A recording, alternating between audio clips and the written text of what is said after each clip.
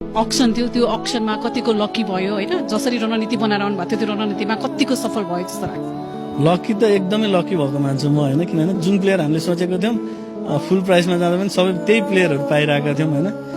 त्यसले लकी चाहिँ एकदमै लकी भएको मान्छे र साइड बाई साइड हाम्रो स्ट्राटेजी पनि त्यही अनुसारको थियो र त्यो पनि काम गरेको छ अलमोस्ट 90% हामीले जुन स्ट्राटेजी बनाएको थियौँ त्यसमा हामी सक्सेस भएको छौँ अब तपाईँहरूको चाहिँ अब यो अनुभव तपाईँहरूको लागि प्रेसर अलिक कम पनि थियो होला किनभने योभन्दा पहिला पनि तपाईँहरूको अलमोस्ट यही टिम होइन जसले चाहिँ अब पछिल्लो पटक लुम्बिनी भनेर यही एउटा फ्रेन्चाइज लिग पनि जितेको छ त्यो हिसाबले तपाईँहरूसँग अलिकति अनुभव बढी पनि थियो होला जितेको अनुभव पनि थियो सो फरक के भयो आज र त्यतिखेर के फरक पाउनुभयो हामीले चाहिँ त्यतिखेर पनि हामीले खासै ठुलो नामहरू प्लेयरहरूलाई चाहिँ फोकस गर्ने भन्दा पनि हामीले नयाँ र ट्यालेन्टलाई चाहिँ कसरी राम्रो प्लेयर बनाउने भन्नेतिर सोच्थ्यो हामीले त्यही स्ट्राटेजीमा आज पनि थियौँ र हामीले र ट्यालेन्टहरूलाई चाहिँ राम्रै र ट्यालेन्टहरू पाएका छौँ त्यसलाई चाहिँ फ्युचरमा I think they will be in Nepal team सुन तपाईँहरूको योजना चाहिँ हामी रहलाई नै स्ट्रङ बनाएर टाइटल जिताएर एउटा एक किसिमको रेस्पोन्सिबिलिटी फिल गरेर टिममा खेलाडीहरू चाहिँ चयन गरेको भनेर भन्दा मिल्छ एक्चुअली मिल्छ कस्तो भन्दाखेरि पनि अब इन्ड अफ द डे हामी नेपाल क्रिकेटलाई डेभलप गर्न आएको छौँ सर्टेन सेट अफ प्लेयरमा मात्रै प्लेयर छान्नुभन्दा नयाँ प्लेयरलाई ग्रो गराउनु नै इम्पोर्टेन्स हुन्छ जति नयाँ प्लेयर आयो अहिले भएको प्लेयरहरूलाई पनि प्रेसर भएर पर्फर्मेन्स गर्नलाई अलिकति अगाडि बढ्नुपर्ने भन्ने हुन्छ होइन त्यसले गर्दाखेरि चाहिँ कम्पिटिसन नेसनल टिममा चाहिँ कम्पिटिसन बढाउनलाई चाहिँ हाम्रो फोकस छ त्यही अनुसारले नै हामीले प्लेयर सेलेक्ट गरेका छौँ यसरी अन्तर्वार्ता लिँदा र दर्शकहरूले हेर्दाखेरि पहिला त उहाँ लुम्बिनीमा देखिरहेको यसपालि कसरी चाहिँ जनकपुर पुग्नुभयो भन्ने प्रश्न सबैको होला यो प्रश्न मैले सबैजनाको तर्फबाट गरेँ लुम्बिनीलाई छोडेर जनकपुर किन अथवा यो चेन्ज यो परिवर्तन किन हामी चाहिँ ठाउँको नाउँ भन्दा पनि हामी क्रिकेटलाई प्रमोट गर्न लागेको हो होइन जहाँ जाँदा पनि ठाउँले म्याटर गर्दैन गुड क्रिकेट डेभलपमेन्ट हुनुपर्छ होइन हामी चाहिँ एउटा योजना छ हाम्रो क्रिकेट डेभलपमेन्ट गर्ने नेपालमा त्यही भएर एउटा रिजन अझ मध्य प्रदेश परेको छ होइन त्यो भने अझ क्रिकेटको लागि सबैभन्दा राम्रो फ्यान धेरै भएको प्रदेश पनि हो त्यसले गर्दाखेरि हामीलाई त्यस्तो खासै इफेक्ट चाहिँ परेको छैन त्यसले हामी चाहिँ मोस्टली क्रिकेटमा फोकस ठाउँलाई फोकस भन्दा क्रिकेटलाई फोकस भएर त्यसले खासै इफेक्ट चाहिँ गर्दैन हामीलाई जे भए पनि लुम्बिनी पछिल्लो पटक जितेको हिसाबले चाहिँ लुम्बिनीको पिकलाई चाहिँ कसरी लिनु भएको छ आजको अक्सर लुम्बिनीको पिकलाई अब खासै त्यस्तो अन्तर छैन किनभने हामी धेरै फ्रेन्चाइज धेरै नामले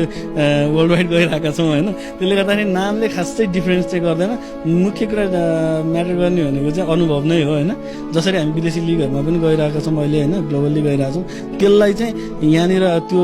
त्यहाँ सिकेको कुरालाई यहाँ इम्प्लिमेन्ट गर्दा चाहिँ खुसी भइरहेको छ त्यही नै प्रश्न गर्न खोजिरहेको थिएँ होइन जस्तो विश्वव्यापी रूपमा भनिरहनु भएको छ अमेरिकामा भन जिम्बाब्वेमा भन तपाईँहरूको चाहिँ एउटा ठुलो हिसाबले चाहिँ अगाडि बढाउनु भएको छ यसको कारण अलिकति बताइदिनुहोस् र त्यहाँ र यहाँको फरक के पाइरहनु भएको छ मुख्य कुरा भन्दाखेरि चाहिँ क्रिकेट भनेर ग्लोबल्ली गइरहेको छ होइन अनि नेपालमा मात्रै सीमित हुनुभन्दा ग्लोबल्ली गयो भने नेपाली ट्यालेन्टहरूले पनि बाहिर खेल्ने मौका पाउँछन् किनभने अहिले रिसेन्टली धेरै लिगहरूमा प्लेयरहरू ड्राफ्टमा परेका छन् तर पिक भएका छैनन् होइन त्यसको लागि चाहिँ हामी त्यहाँ हाम्रो प्रेजेन्स भयो भने हामीले सर्टेन प्लेयरहरूलाई बेस्ट प्लेयरहरूलाई राम्रो अपर्च्युनिटी दिन सकिन्छ होइन त्यो कुरामा चाहिँ हामी मोर फोकस छौँ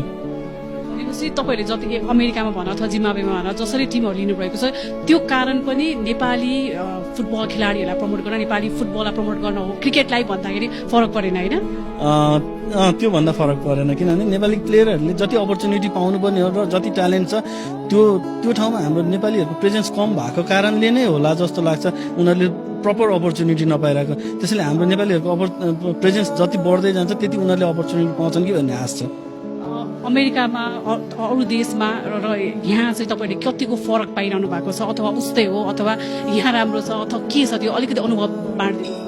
अरू देशहरूमा हेर्दाखेरि क्रिकेटिङ कल्चर अलिकति डिफ्रेन्ट छ होइन हरेक ठाउँमा जस्तो अमेरिकामा अब डिफ्रेन्ट छ क्रिकेटिङ कल्चर जस्तो अब हामी जिम्बाब्वे गयौँ जिम्बाब्वेमा डिफ्रेन्ट छ अब हेरौँ अबुधाबीतिर यताउतातिर सबैतिर डिफ्रेन्ट छ कल्चर होइन जस्तो अब नेपालको कल्चर इज डिफ्रेन्ट नेपालमा फ्यान बेस राम्रो छ होइन उता फ्यान बेस कम छ तर क्वालिटी अफ क्रिकेट चाहिँ धेरै नै डिफ्रेन्ट छ होइन त्यसलाई चाहिँ सबैलाई ब्यालेन्स गर्न सकियो र नेपाली प्लेयरले त्यो क्वालिटी अफ क्रिकेट खेल्न हामीलाई फ्यान बेस त चाहियो तर क्वालिटी अफ क्रिकेट पनि इम्प्रुभ हुनुपर्ने छ होइन त्यो चाहिँ हामीले